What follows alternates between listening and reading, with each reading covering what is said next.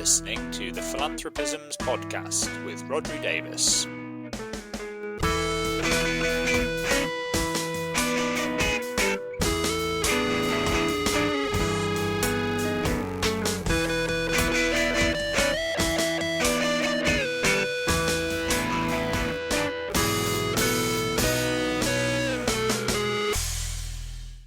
Hello, you're listening to the Philanthropisms podcast. This is the podcast where we try to put philanthropy in context. I'm your host, as ever, Rod Davis, and this week I'm in conversation with Martha Awojobi. Now, Martha is the founder and CEO of JMB Consulting, which is a charity and philanthropy consultancy that focuses particularly on sort of anti-racism work in the charity sector. And I've met Martha a couple of times before, and I was lucky enough to sit on a panel with her at an event about a year or so ago. So I sat down fairly recently with Martha to talk to her about some of her work, and particularly about the BAMEOnline conference that she organises, which started last year, and the second version of it is this year on the 27th of July, so coming up very shortly as this podcast goes out. So we talked a bit about what that conference was, who it's for, and kind of what people can expect from it. And then we talked more broadly about issues to do with race and power within the charity and philanthropy world, what it means to be anti-racist when working in the philanthropy sector, some of the challenges around trying to reconcile where wealth has come from in the first place with the desire to seek kind of racial justice through philanthropy, and also just some of the challenges kind of working within the charity sector today, and how some of those may be overcome in the future by working more across kind of horizontal networks rather than in traditional organisations.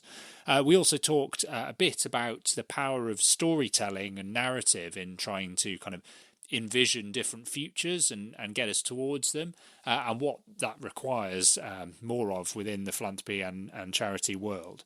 So without further ado, let's go into the conversation. I really enjoyed it. I'm sure you will too. I'll be back at the end for the usual little bit of housekeeping, and I will put links in the show notes to places where you can find more information on the BAMEOnline conference and other places where you can find Martha. So without further ado, here's Martha.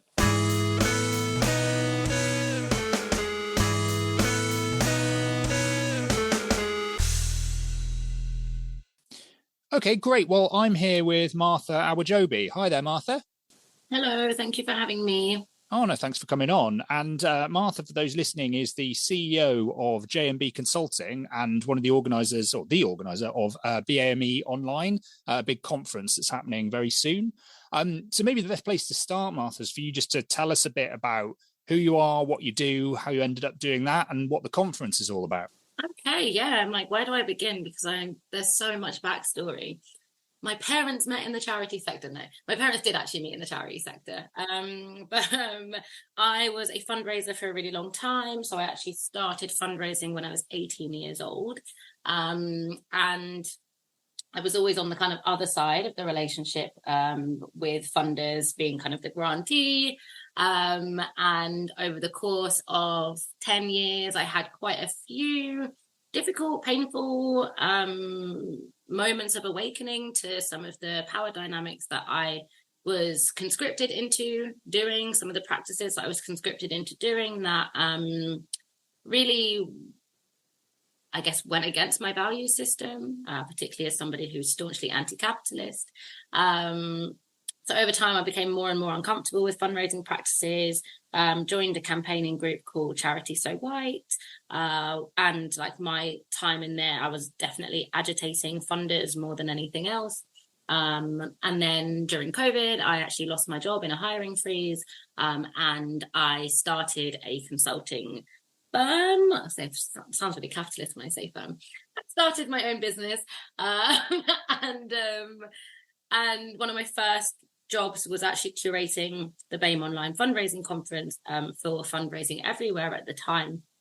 And since then, the organization's grown. We do anti-racist practice in the charity sector and beyond. There's now 6 of us, which is really cool. And I'd say that my job is to invite people to be curious about the history of racism, white supremacy, imperialism, and how it has created the logics that underpin the work that we do today, particularly looking at fundraising and philanthropy. But we are happy to, I'm happy to talk about it in the context of absolutely anything, because I think that, systems of oppression really underpin pretty much every structure in society. So that's who I am and how I came to do what I'm doing. That's great. Yeah. I mean, loads I want to pick up on there. I mean, I guess just in terms of BAMEOnline as a conference, can you give people a sense of what it's about and kind of what the content is and who it's for? Yes, of course. BAMEOnline is for anybody who is interested in achieving mission. For me, I think that racial injustice and understanding racial injustice and building towards a just society, a society that's liberated for people of colour, queer people, trans people, disabled people, is at the heart and the core of pretty much every single organisation in the third sector. It's at the core of their missions, even if they don't want to admit that. So this is a conference that really explores how race and racism and the history of colonialism and imperialism underpin the structures of the charity sector. It's an opportunity for us to totally reimagine what kind of charity and philanthropy could look like. And in many ways, that means abandoning the kind of entire idea of charity and philanthropy, and starting kind of new systems and new structures that are grassroots led and that kind of put power in the hands of communities. So we focus this year, we've still got the kind of fundraising and philanthropy track, but we also have another track. So we've got two tracks running at the same time that really helps people kind of get to grips with racism, with, the theories of oppression that often we talk about, we use buzzwords, but we don't quite understand what they mean. But we're going to be really focusing on, can you fund the revolution? And how do you do that? Through compassion, through love, all of the words that we don't necessarily, I think, use in the charity sector, even though we should be, and particularly we probably use through more of a kind of neoliberal framework of like self-care, of what does it mean to kind of, do love in your work? And I'm thinking about this from a more kind of like radical Black feminist perspective. So it's going to be a very kind of Black feminist edition. Most of our speakers are Black women this year. We've got a session that is kind of, about Black feminist funding, where we're bringing together funders from across the world who are using Black feminist frameworks as a way to move money to communities. But I think it's a beautiful place that is by people of colour, for people of colour. White people are really welcome and encouraged to join, but you're entering our table. Right? This is where we come together and we talk about the things that matter. It's not for the white gaze, but we want white people to come and join us in celebrating a future that we might not be able to see right now, but that we should be desperately working towards. So if you're interested in racism, philanthropy, charity, achieving mission, which everyone in the charity sector should be, then this conference is for you. Yeah, absolutely. I mean, it sounds fascinating. And again, loads I want to pick up on. And one thing particularly, though, you mentioned about some of the language that we use in the world of charity and about kind of reclaiming terms like love in an unashamed way. And this is something I'm fascinated by. Do you think that the language we use in the charity world has become sort of too technocratic and jargonistic, and that actually that's kind of alienating, particularly when we're talking about trying to support, grassroots organizations or individuals who are working at the grassroots who kind of don't really want to, don't think in those sorts of terms? I think yes and no, which isn't helpful. I would say yes, there is definitely a kind of, what do you say? Technocratic. Yeah, sort of jargon and technocratic language. There's definitely a lot of jargon happening in the charity sector, and you can see that from the kind of like professionalism of the sector that kind of happened in the last like 15 years. But something that I'm really interested in is charities that are adopting radical language, the language of social justice that they're taking from the grassroots, and then they are making it completely devoid of its historical and political significance. So we see funders or charities talking about anti-racism when not a single person in their leadership team could actually give me a definition of what racism is. Or we see the language like intersectionality being like, spouted out more and more when actually it's completely, devoid of any meaning. So I feel like there's two things happening at once. There's the language of social justice being misused in many ways for mainstream organizations to be able to say that they are being really progressive, to be able to actually attract funding that isn't necessarily for them.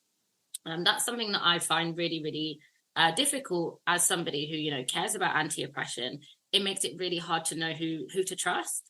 And it often shows that some of these, and we'll talk about this in the conference in Reclaiming Anti-Racism, some of the way that the charity sector seems to be like interested in doing social justice work is in the terrain of language rather than in the kind of material economic terrain, which is where kind of real change happens. So I think both things are happening at the same time.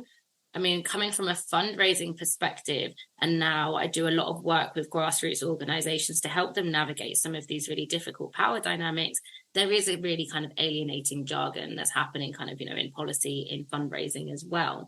But actually what I'm more concerned about is the co-opting of radical language to give the impression that organizations are becoming anti-racist or are becoming anti-oppressive when actually it gives them the cover to continue doing more oppressive things. That's really interesting. And do you think that is a conscious process, or, you know, in some cases is, or is it sometimes kind of starts from the best of intentions, but actually that's still where you end up because you're not willing to kind of put your money where your mouth is? You just start using the language, but aren't willing to follow that through with the actions.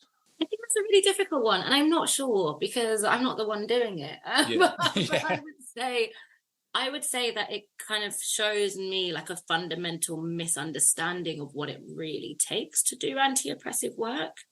I think that particularly let's take kind of 2020 and the resurgence of Black Lives Matter and every single organization suddenly saying that they were anti-racist without actually changing any of their institutional structures.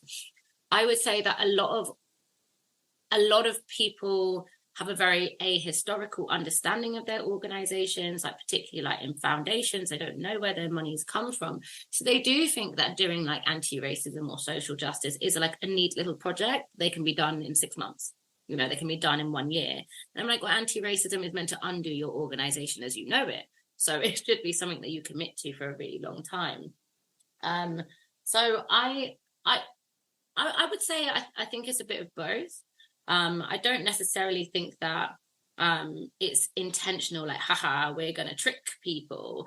But I think if we think about how the logics of like colonialism underpin the charity sector anyway, it's no surprise that the sector is like co-opting language in the same way it co-opts, you know, grassroots organizers in order to kind of legitimize some of the work that it's doing and kind of taking them from doing their really important work on the streets.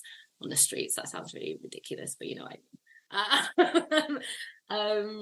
so it's really hard for me to know. Like, I'm trying not to be like really cynical, and I think, you know, some people who are a little bit more pessimistic might say that it's totally intentional, but I think that the leaders in the charity sector have no idea what it takes to grapple with their conscription into white supremacy, into capitalism, into imperialism. And they think that, and it kind of shows the charity sector kind of in many ways for what it is, in that by like and I think Asfar and Ilyas, who wrote Reclaiming Anti-Racism, who'll be speaking at the conference, talk about how charities often think that by like fine-tuning their comms, they're winning a public argument, or by having a slicker campaign that they're actually kind of seeing progress. And I think it just kind of comes down to that same pattern where we've replaced doing anything with saying something. That's a roundabout answer. The answer is I'm not quite sure, but these are the things that I'm seeing. Yeah, no, and I think that's really even-handed. I think, to, you know, as you say, it's easy. It could be easy to be cynical and just assume that, but you can't ever know people's motives, or most of the time you can't. Just to pick up on then the idea of moving beyond words to action, and maybe in the particular case of kind of foundations and grant makers, given that, I think it was Henry Ford who said, you know, foundations are fundamentally creatures of capitalism, so they kind of reflect the systems and structures within which wealth's been created. What would it mean then for a foundation, in your view, to kind of move beyond saying that they were interested in anti-racism and kind of addressing some of these issues and actually acting on it? What would they need to do? Oh my gosh, where to even begin? It starts with like moving money to organizations that make you uncomfortable in many ways. So organizations who are really kind of tackling systemic oppression, not just kind of doing like service delivery work or like tinkering around the edges, even though those organizations are really important when we are in such a kind of horrific capitalist state at the moment. But I would say it's moving money to grassroots organizations and trusting them to do the work that they think is really important for their communities. So that would be no strings attached, unrestricted funds, and in many ways, like not asking these organizations to report back to you, just trusting them, because lots of the people doing this grassroots work, this kind of, community building, shifting power. I hate that term. I'm going to keep saying it. People who are doing kind of like community organizing, it's their money anyway, in many ways, right? This is money that's been hoarded through kind of capitalist exploitation, through the legacy of colonialism. So I think, firstly, there is moving kind of untethered, unrestricted money to like grassroots organizations, community organizers, etc. But there is also about where foundations are investing their money. I mean, I read something recently that said that most foundations are investing more like, are giving out grants that amount to about 4% of their endowment, which for me is like totally mind-boggling. So they're telling this story of themselves as like, we are defeating poverty, or we are here to support social justice, but they're actually doing only 4% of their work is that. And the rest of it is oftentimes investing in the very kind of, organizations, capitalist endeavors that create the problems that they're saying that they're trying to solve. So I would like to see foundations spend out their endowments, stop existing in many ways. And I think this is where like a lot of the more progressive organizations, I don't know if you can call a foundation progressive, but let's just say a lot of the more progressive foundations are actually thinking about, okay, what would it mean to achieve mission and to not exist for the sake of existing, would be to spend out your endowment, and for it to go to, organizations that are trying to remake the future, essentially, rather than organizations who are putting kind of plasters on an avalanche. So that's kind of what I'm thinking of. I would also like to see, and I don't know whether this is like a terrible idea or not, like, but sometimes you just got to try. I would like to see money being moved in the first instance to like more intermediary funders who are closer to the problem that these foundations are trying to assuage or dismantle or whatever.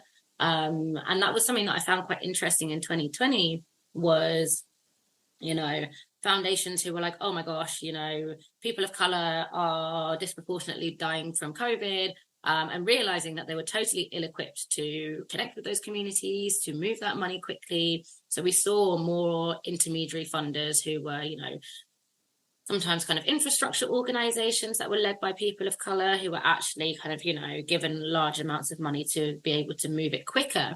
But I think the longer term project has to be the end of philanthropy as an industry, and spending out those endowments.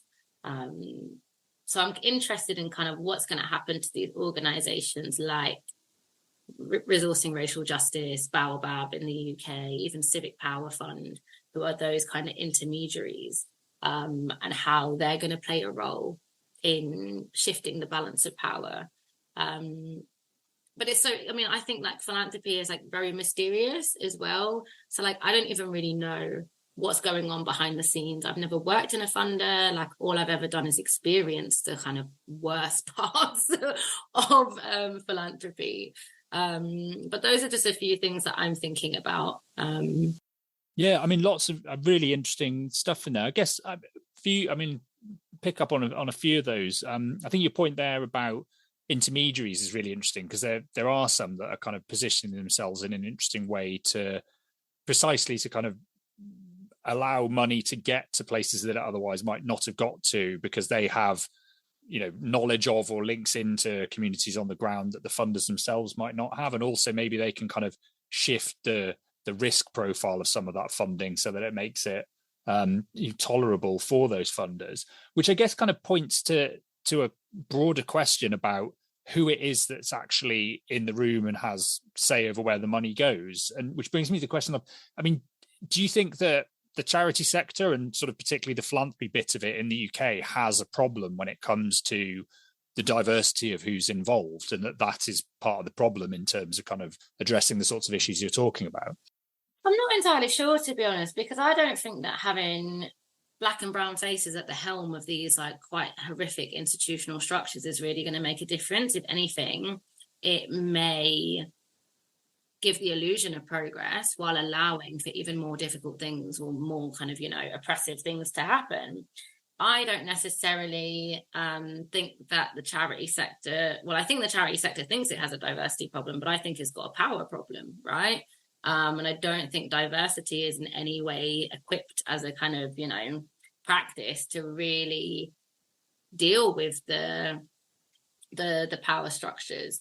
And I think for me, it does come down to like politics more than diversity. And I know we're not really allowed to talk about politics in the charity sector, but I think that's kind of the point. Like if we make our sector apolitical, it means that it can never actually do what it sets out to achieve. I mean, I think there's a really interesting case of Blagrave Trust, right, who have actually done a lot of work to diversify their board. And they've got kind of, a younger Black CEO and have put in a lot of work to diversify. But a lot of that was, I hope they were okay with me telling this, a lot of that was also thinking really strategically about kind of the politics and the knowledge that was coming with those board members and actually agreeing to a direction of travel, which is one that is, what does it mean to be a funder that espouses racial justice? I don't necessarily think, all we need to do is look at the Conservative government to see that putting diverse faces into high places really doesn't make a difference. If anything, it can make the situation worse. And that's why I'm very critical of equality, diversity and inclusion as a practice. And I think that we need to move beyond that framing and really start thinking about, okay, what does power look like within an organization, and what does white supremacy look like within organizations, rather than thinking about how do we make them more diverse. Because at the end of the day, the people, my colleague Khadija always says, having more Black and brown faces at a table doesn't matter as much as understanding who's being served at that table, right? If my community, if working class people, if Black people, if queer people, if trans people are the ones being served, it doesn't really matter. And when I mean served, I don't mean like we're serving them like woohoo. I mean serving them like we're eating them. It doesn't really matter who's eating them. They're still being eaten. So I'd say, yes, it does have a diversity problem, but that's not the issue at hand in many ways. And I don't think getting a more diverse workforce necessarily will make the problem better. It might ameliorate some of the worst parts of it, but I don't think that's transformation. Yeah, that's really interesting, because it goes to kind of long-standing fundamental criticism, I guess, of charity and philanthropy, which is that it too often does end up just being something that addresses things at a symptomatic level, but it leaves the fundamental structures untouched. And if I guess it sounds like what you're saying there is actually a lot of what goes on around diversity and equity and inclusion has the same function, in that it kind of, it fiddles around with things, but leaves those underlying problematic structures untouched. And if so, it's not really addressing the issue. One thing you mentioned there that I thought was really interesting and was something I wanted to ask you was that the necessity of engaging on issues that are seen as political, and actually kind of the lack of willingness to do that maybe being part of the problem. Obviously, part of the issue there is that there are laws in place and rules that prevent charities from getting involved in quote unquote political issues, and also a sort of perception of what that means that maybe makes them self-censor. Do you think that is a real kind of limiting factor in terms of the sort of future usefulness of the registered charity model, and that actually if we're going to engage on some of these issues properly, we're going to have to look elsewhere. And maybe that's why people are interested in some of these kind of new models like Black Lives Matter and Extinction Rebellion that aren't positioned as traditional charities. Oh my gosh, 100%. Like, there is a reason that I did not set up my organization as a charity, because I wouldn't be able to do the things and agitate in the way that I can. Yes, I definitely think that the charity model like presents a lot of barriers and a lot of difficulty. But what you said there about charity self-censoring, I think is really important. And I think kind of the function of a lot of these oppressive systems is they make us do their work for them. Like, they're not, a lot of the time, like, the Charity Commission isn't saying you can't talk about this thing. It is charities who don't want to rock the boat, don't want to put their head above the parapet. And you'll see what happens when they do, right? We saw what happened to the National Trust being kind of like hounded by the right-wing media. We've seen people calling for Runnymede Trust to have their charity status revoked. And that's not necessarily coming from like the governing bodies themselves, but what it is doing is creating a lot of distraction, a lot of confusion, a lot of fear in organizations who are really just doing their work and trying to kind of achieve mission. And I think for me, if we're thinking about what is the role of the charity sector, and a lot of it is the role is kind of picking up the pieces for where the state has failed us, then you cannot be achieving mission if you're not being political. And I think when we talk about political, people often think we're talking about party politics, and like sometimes we are, but doing anti-racist work is inherently political. Doing any kind of anti-oppressive work is inherently political. But I do think what I'm really interested in, and some of the work I really, really enjoy doing, is working with those organizations that are not registered as charities, who are able to like really, be kind of wild in their approach and be, really daring in the way that charities probably could do if they weren't so, gripped by fear. But I'm really interested in like, what is the identity of the charity sector? And I know the charity sector is really big, and I'm just generalizing when I say that, but are we a sector that is interested in achieving mission, or are we a sector where we want to exist for the sake of it, or we just want to keep employing staff, or we just want to keep growing? And I think that when organizations really grapple with what it means to achieve their mission, they will understand that they have to be political. But yeah, I think you're right about that kind of self-censoring piece. And again, I keep bringing up the session I'm doing with Ilyas and Asfar on reclaiming anti-racism, but they wrote an amazing book called Race to the Bottom. I don't know if you've read it. And they talk a little bit about kind of the self-censorship that happens in charities because of that kind of perceived backlash. So yeah, I would love to see the charity sector get a little bit more radical. Like, we're seeing it happen sometimes in some places, but I'd say I'm not so interested in what the larger institutional organizations that are just, sucking the sector dry are doing, as compared to the smaller grassroots ones who maybe we don't know their names, maybe they're unconstituted, we don't know who's actually in them. And I'm seeing that, if we think about how change has happened throughout history, it is those groups that everybody hates, basically, who end up making like huge strides. We look back at the suffragettes with like pride and everything, but like everyone hated them. They were calling them terrorists. The Panthers are a huge source of inspiration. There are so many of them were assassinated. They were one of the most hated groups in US history, depending on who you ask. And I think there needs to be something about how we like engage with the past and understand how victory has happened and how we've won in the past. And it's not really been from charities, but I think charities do have a role to play in, maybe if their hands are tied, they can think about what it might mean to resource some of these organizations that are more radical, and what would it mean to pivot accountability away from funders, away from kind of a neoliberal government, and start thinking about what would it mean to be accountable to movements rather than declaring themselves to be the movement when they are really not. Yeah, I mean, it's really interesting. I think that historical point there, I often bring up the example of the suffragettes in the context of sort of saying, it's really easy with the benefit of hindsight to talk about the past and be really positive about those sorts of things, but it'll be one and the same, politicians and commentators who talk wax lyrical about how wonderful the suffragettes were and how important, who will then criticize organizations in the here and now for being too political or for getting involved in campaigning, because it's kind of, when you're the one getting criticized, it's quite hard to look above that and sort of be the bigger person.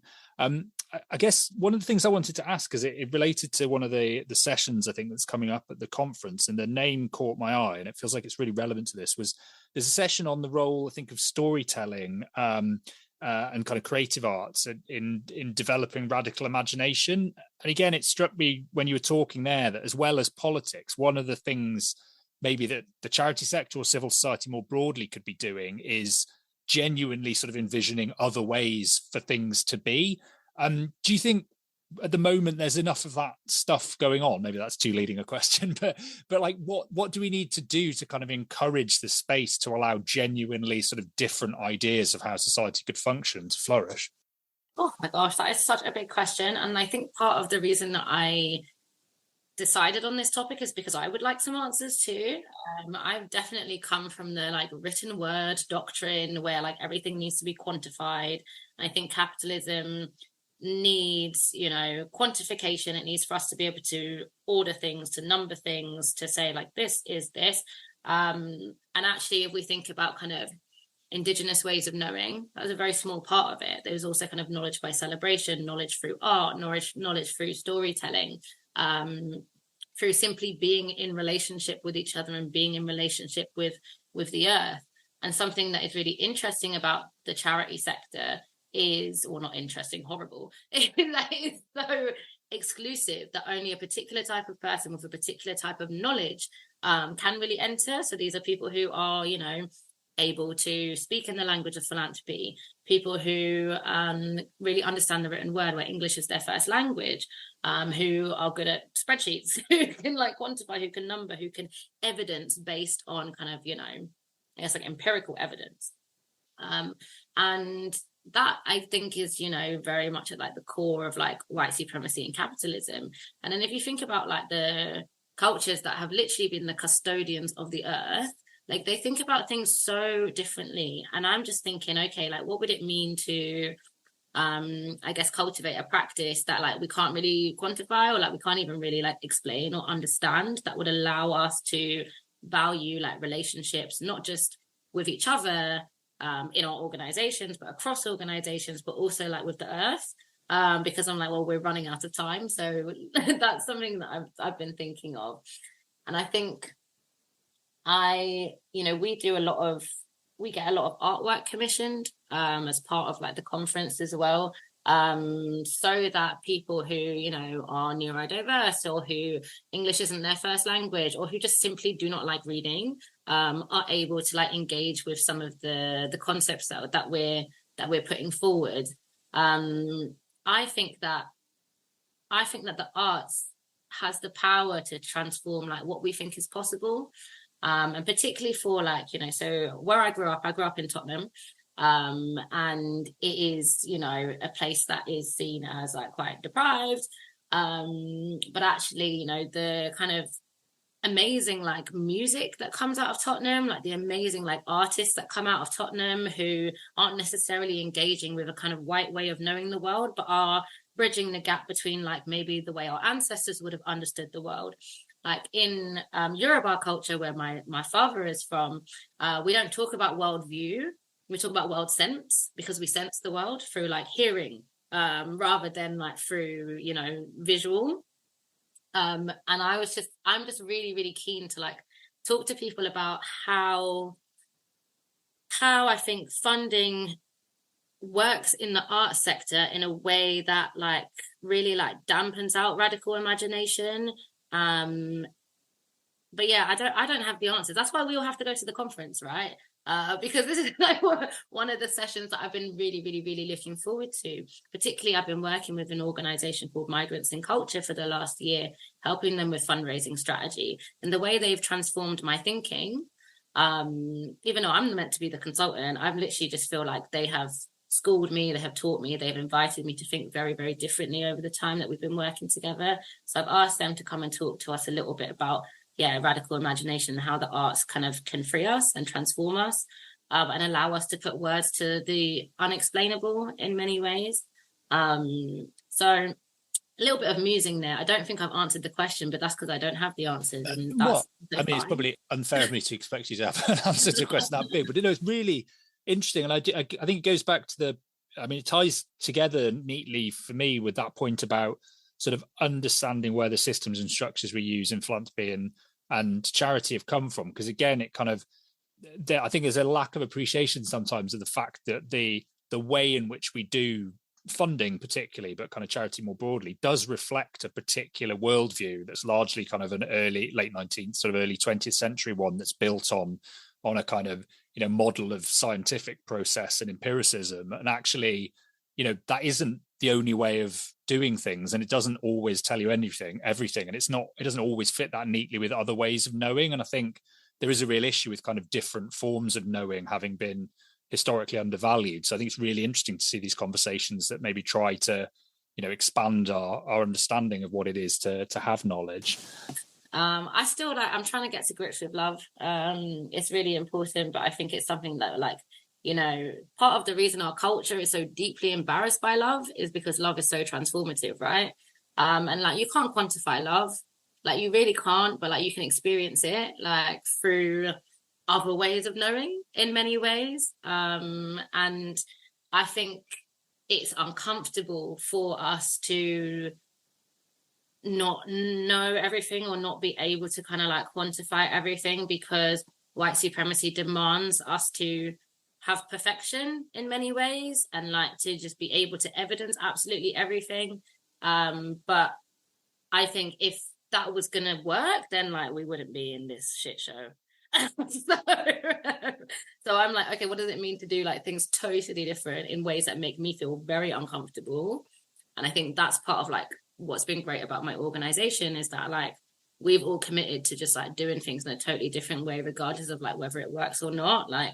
Our version of what is a good job is whether we've had a good time, and that's it for me.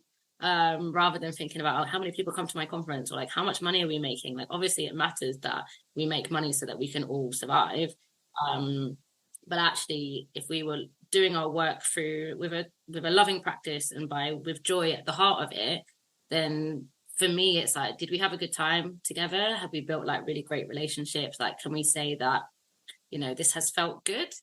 And I think that's just not what I'm seeing at all. Well, it's a much healthier way of doing things, I think, to my mind. I just want to ask a couple of final questions. I'm in danger of taking up too much of your time, but I could keep talking about this stuff forever, really. But one of them was around, we've sort of touched on it a bit, or quite a lot, in terms of thinking about the need for fundamental reform as opposed to just kind of working within existing structures. But one of the things about that seems to be this kind of whether there's some sort of tension between the idea of charity and philanthropy and the kind of fundamental idea of seeking justice. Do you think there is that tension, or do you think you kind of can use the tools of philanthropy to seek justice? And what does that look like in practice? Good question. Last year, we had a session at the conference where Stephanie Brobby, who's the CEO of the Good Ancestor Movement, said, charity is where social justice goes to die, right? And I was just that's all I needed to hear. We could end the conference there. I think that we can't see justice through philanthropy. I think philanthropy needs to die. Obviously the money will still be there, but it is actually kind of fundamentally changing all of the structures. And for me, that comes down to accountability in many ways. You might have to ask me the question again, because I kind of lost my train of thought there. No, just about whether you can use, given that philanthropy is to some extent, maybe kind of a reflection of historic injustice, can it be used as a tool to further justice, or is it kind of, as many people have argued, that actually kind of gets in the way of it because it sort of does just enough to address the symptoms of the problems, that it undermines some of the momentum that you need for that more fundamental reform? Or, can we actually do things within these existing structures that, I mean, as you've been saying, almost sort of put themselves out of business. Yeah, I'd say putting yourself out of business is the way forward, and I think what would be interesting is if we are like philanthropic organizations and like charities, what would it look like for you to have achieved your mission in 10 years and then you have to close? The strategies would be so different. It would be so different what was going on. I think we would move from philanthropy to justice, right? And I think just because philanthropy in itself has to keep existing and has to actually keep growing in many ways. But if an organization was like, okay, what would it look like to spend out? That stops being philanthropy. Well, maybe it starts being what philanthropy is really meant to be, which is the love of mankind, right? And stops being kind of the industry of philanthropy.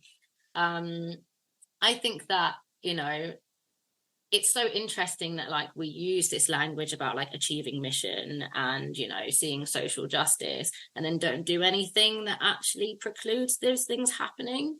But I'm really interested in seeing more organizations work towards an end strategy, right? And just the very fact that many organizations are not really thinking about like what would it mean for us to end means that they have no interest, I think, in doing social justice. They just have an interest in kind of saying social justice in many ways. So that's something, I think could happen, because if you were an organization and you were like, okay, what would it mean to be accountable to communities? What would it mean to be accountable to grassroots organizations? You wouldn't be doing the things that you're doing, probably. You would be thinking about, okay, we need to resource these groups. Like we need to make sure that they have time to strategize. We need to make sure that they're fed. We need to make sure that, we're protecting them from the worst kind of parts of the state, which means that organizations would be out stopping sex workers getting arrested. They would be out. And one of our sessions, the Empire of Philanthropy that we have pre-recorded, Chelsea Jackson kind of talks about this like beautifully, talking about, okay, what would it mean for charities to play a role where they protect, I guess, like grassroots groups and those activists and those agitators from the state. And that would mean that, they were stopping Just Stop Oil from getting arrested, that they were kind of like campaigning on behalf of like, Palestinian groups that are, being arrested, who are being repressed by the state. So I feel like the charity sector, philanthropy, it has so much potential if it would just stop lying to itself about what it's doing. I'd rather they were just like, hey, we just want to grow and exist for the sake of it. We just want to be investors. Like, that's fine. Then we know what's going on. But I think there's a lot of kind of, misdirection, mystification that happens in the charity sector. And I think it's a real shame that people aren't curious enough about what's going on in their organizations, that they're kind of just like sleepwalking through oppression in many ways, and then saying that they're good people and saying that they're doing good work and actually not. Yeah, it feels like there are some really interesting conversations starting to happen in the grant making world. I mean, I feel like I talk to a lot of people, maybe not always leading organizations, but involved in the kind of front line of grant making, who kind of really seem to have internalized a lot of this, the contradictions in philanthropy and the fact that it doesn't necessarily address inequality. It might just reflect it, or it doesn't necessarily lead to justice. And I guess a kind of slightly racked with sort of existential, crisis as a result. I guess the question for them then is how to move on beyond just feeling like they recognize these problems and to kind of take action on it, which will be, I guess that will be the proof of all this sort of stuff. 100%. And there's only so much that people can do when they don't have power. Well, yeah. Power sits within boards and in many ways, in many places. But I would always say just look to the people that are doing this. Like, there are really great examples of organizations who have completely pivoted their accountability structures. There are great examples. I don't know many of them, but there are some examples if you kind of start looking. Even kind of thinking about foundations, like there's some cool stuff happening with like groups like 30 Percy, groups like the Black Feminist Fund, Project Talwa in the UK. And I think it kind of starts there of like, okay, what have these groups been doing? And also working together like across philanthropy, not just like being the sole person in your organization who is really kind of pushing for change. That will kill you. Yeah. Right. But actually, who can you work alongside with? Who can you be strategic with? And sometimes that comes down to like picking your battles, but also like understanding that like individualism is not going to help us. Like the more collective we can be, like the stronger we are, because philanthropy is a beast, you know, like me and you, we're not going to take it down. Like so yeah. And I think, you know, there is no place for despair, particularly if you are privileged enough to be working in a foundation, in many ways. But there is place for organising and strategizing. Yeah. And it has, just on what you're saying there about kind of not doing it alone or in isolation, I guess the success of campaign groups that work horizontally across organizations like Charity So White, or kind of movements like the Grant Givers movement, does show that even if you're not the one at the head of an organization, actually, if you can reach out and find those people who are sort of struggling with the same things in other organizations at the same level, there is a lot of collective power that you can harness, and don't have to feel like you know to take the responsibility entirely on your shoulders, because as you say, that's kind of an impossible ask.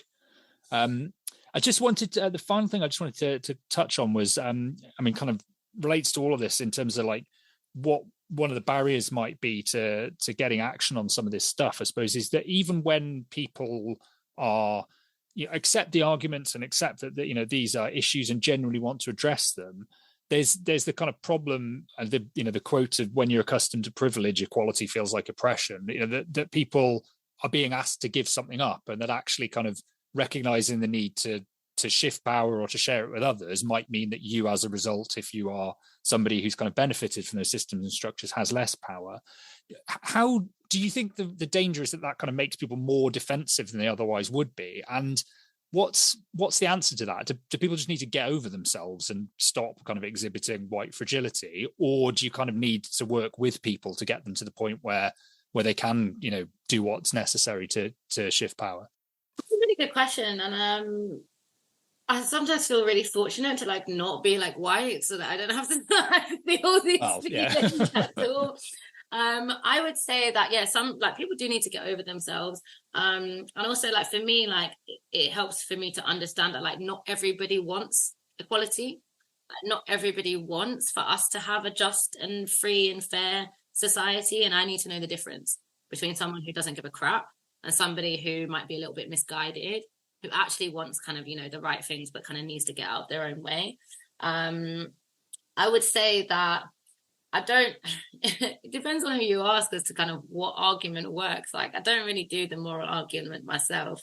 But I would say that if we don't tackle these problems, we are all going to die. And like, that sounds really dramatic, but like, if we look at the climate catastrophe that's happening at the moment, the root of that is kind of white supremacy, colonialism, imperialism, the extraction of kind of wealth resources, the destruction of kind of indigenous knowledge practices that, you know, kind of goes back to what we were talking about earlier about how do we actually like see ourselves as interconnected with the earth and see like environmental justice as all of our responsibility. Like for me, I'm like, we don't really have time to be like faffing about with people's guilt because people are dying. And I think, it's, I feel for white people in many ways, right? Because like, particularly when I'm doing like training or like workshops with like foundations and stuff, there's so much fear and perfectionism that is like getting in the way of like building bonds of like love and care and solidarity with other people. Like, I think to like free us from oppression means that like everybody is free, right? It also means that white people are free as well, because most white people don't actually really benefit from whiteness. They might perceive that they do because they might feel superior to somebody else, but at the end of the day, like, that's like a false sense of superiority. But I think that for me, like, if we know that what we are working towards by doing this anti-oppressive work is we're working towards like liberation, we're working towards love for everybody, like it should be irresistible in many ways, right? But yeah, I'd definitely say like what's been a big learning for me. Like, I'm shocked that like people don't want to see an end to white supremacy in many ways. But like for us to know the difference, and I think that's what makes some of this like organizations using the language of social justice really difficult and really like upsetting for me. And yeah, I think because I can't really tell who's on my side. Like, I can't really tell who I can get into the trenches with. I can't tell who's like, you know, my co-conspirator.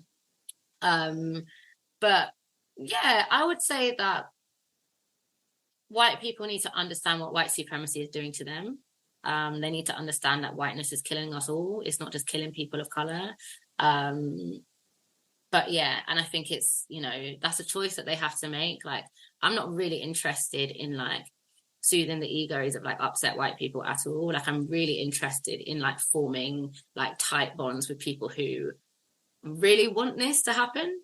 And I think the more we can spend, well, the less time we spend dealing with the egos of white people who don't want to change, or white people who, you know, are really kind of, yeah, like invested in whiteness, like the stronger than the bonds of solidarity like across races become.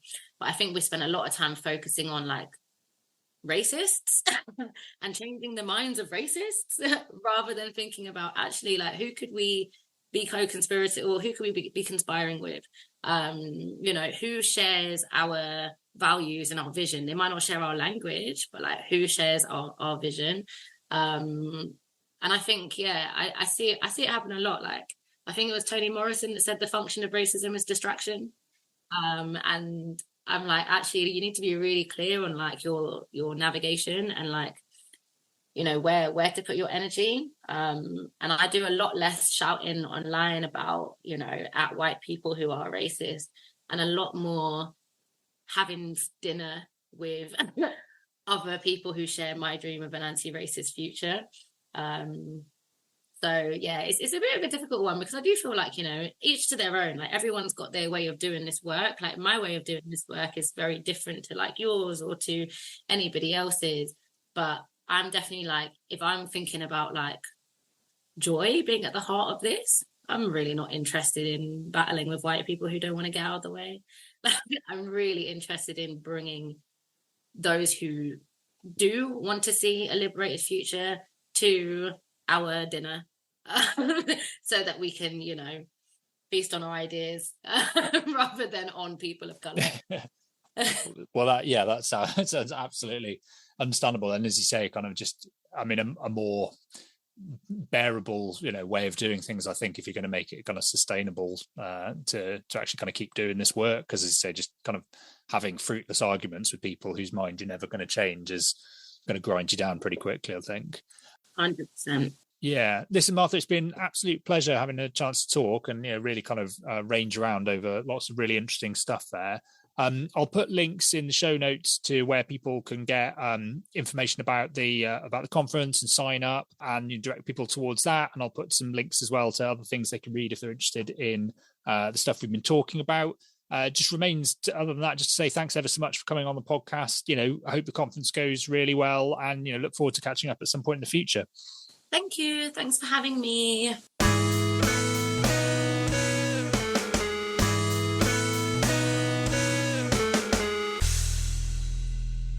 Okay, great. Well, my thanks again to Martha for coming on the podcast. As I said, I'll put links in the show notes to places where you can sign up for the BAMEOnline conference, and also where you can find more information on lots of the topics that Martha and I talked about. If you want more information just generally, and thoughts and feelings about philanthropy and civil society, do check out the website at whyphilanthropymatters.com. You can find all the back episodes of this podcast there as well. If you've got ideas for people that we could have on the podcast or things we could talk about, then drop me an email. You can find the contact details on the website. You can follow me on social media, for now still on Twitter, at Rodri_H_Davis, and at Philiteracy. I'm also on Threads as well, sort of reluctantly, but you can find me on there as well. I can't remember what my handle is. And I'm on LinkedIn as well, and various other places. I think we're going to take a short break for the summer on the podcast because I like to try and down tools a little bit over the summer and spend as much time as possible with my kids and my family. So I've got some episodes lined up, some really good conversations that probably still need editing, but we'll keep that to ourselves. But I'm going to do that and then get those episodes ready and lined up to go out at the start of September. So in the meantime, I might do a few tweets and bits of social media, kind of pushing out some choice back episodes of the podcast, and it's an opportunity, I guess, for you to go and dig through all that lovely audio content while you sit on the beach or do whatever it is that you're all doing over the summer. But yeah, we will see you in a few weeks' time. I hope you all have a good break, and come back in September refreshed and ready to go again. Okay, bye!